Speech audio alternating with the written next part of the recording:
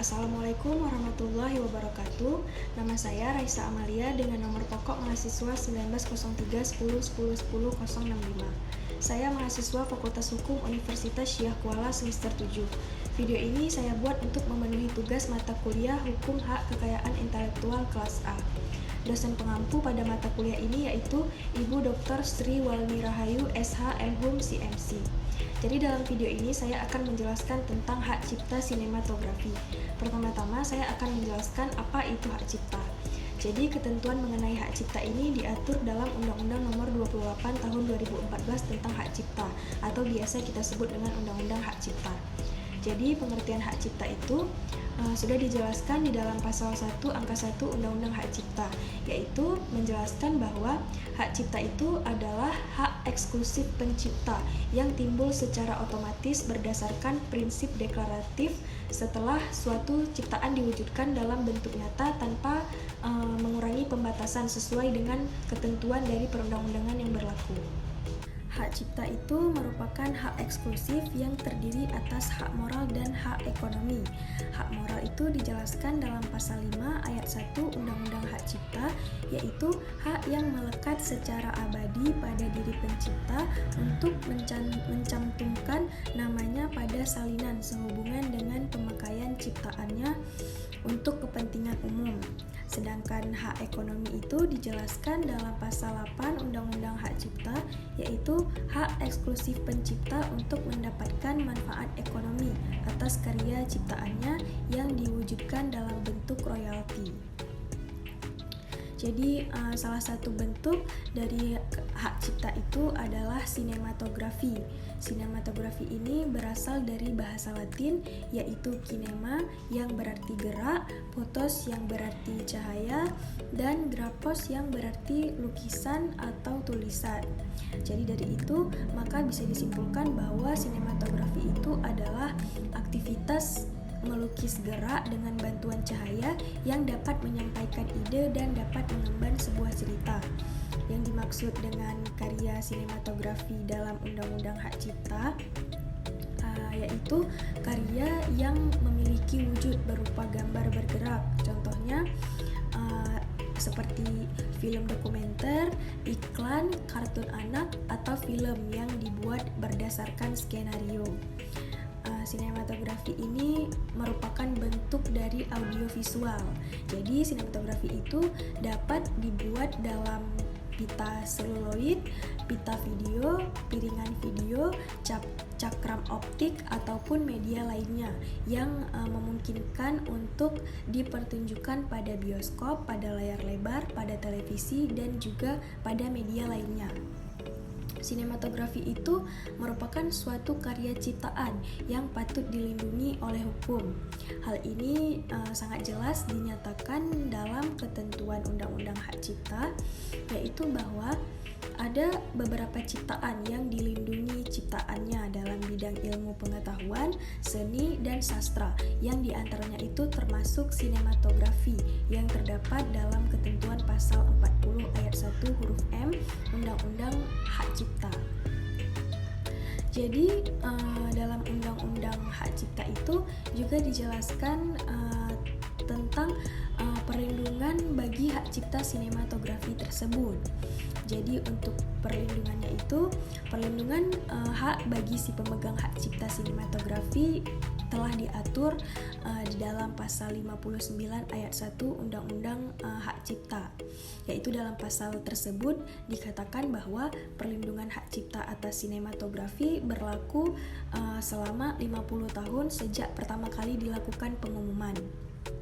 Perlindungan tersebut dimiliki oleh si pemilik, yaitu orang yang menguasai secara sah sebuah ciptaan antara kolektor atau pemegang hak cipta. Jadi hak cipta itu selain diatur dalam Undang-Undang Hak Cipta, juga terdapat peraturan lainnya, yaitu ada peraturan internasional, diantaranya ada Konvensi Bern tahun 1886 yang telah diratifikasi Indonesia berdasarkan keputusan Presiden nomor 18 tahun 1997, dan juga ada peraturan UUC 1952 atau disebut dengan Konvensi Hak Cipta Universal. Perlindungan hak cipta itu diatur dalam ketentuan internasional. Dalam konvensi Bern 1886 dijelaskan pada pasal 7 ayat 1 dan ayat 2-nya. Dalam pasal tersebut dinyatakan bahwa jangka waktu perlindungan yang diberikan kepada si pencipta karya sinematografi tersebut adalah selama masa hidupnya dan ditambah lagi 50 tahun setelah si pencipta tersebut meninggal. Sedangkan jangka waktu perlindungannya dalam UUC 1952 atau Konvensi Hak Cipta Universal yaitu seumur hidup si pencipta dan hanya ditambah 25 tahun lagi setelah si penciptanya tersebut meninggal. Jadi sebagai informasi bagi kita semua bahwa Indonesia itu adalah negara ke-126 yang meratifikasi Konvensi Bern 1886 yang sudah disahkan melalui keputusan Presiden nomor 18 tahun 1997. Tetapi Indonesia itu belum meratifikasi UUC 1952 atau Konvensi Hak Cipta Internasional. Jadi apabila kita berbicara tentang hak kekayaan intelektual, khususnya hak cipta, maka sangat banyak sekali dijumpai permasalahan yang terjadi. Apalagi di era sekarang ini kan kita telah mengenal soal kebebasan dalam hal perdagangan, sehingga hal tersebut membuat semua orang itu ingin mendapatkan keuntungan dari cara apapun, bahkan dengan cara merugikan orang lain sekalipun. Jadi walaupun karya sinematografi ini merupakan hal yang patut dilindungi, tapi seiring dengan perkembangannya sosial media dan pesatnya perkembangan sinematografi, maka tidak sedikit adanya terjadi kasus pembajakan film secara ilegal pada situs online, yang mana tentunya hal tersebut itu bisa merugikan si pencipta dari karya tersebut, yang mana dia itu sudah berusaha untuk menuangkan idenya, kreativitasnya, tenaganya, dan serta juga sudah mengeluarkan banyak uang pada proses pembuatannya. Jadi internet itu memang memberikan kemudahan bagi siapapun yang mengaksesnya. Tapi sayangnya pada era sekarang ini ada beberapa pelaku yang menyalahgunakan hal tersebut. Salah satunya yaitu pelaku yang melakukan pembajakan terhadap film yang merupakan karya seseorang tanpa izin dari si pencipta tersebut. Jadi maka dari itu, apabila didapati dan ada yang mengunggah karya cipta dari suatu film tanpa izin dari penciptanya dan mengambil keuntungan dari film tersebut dan bukan dari lisensi, maka hal tersebut dapatlah digugat dan akan diberikan sanksi.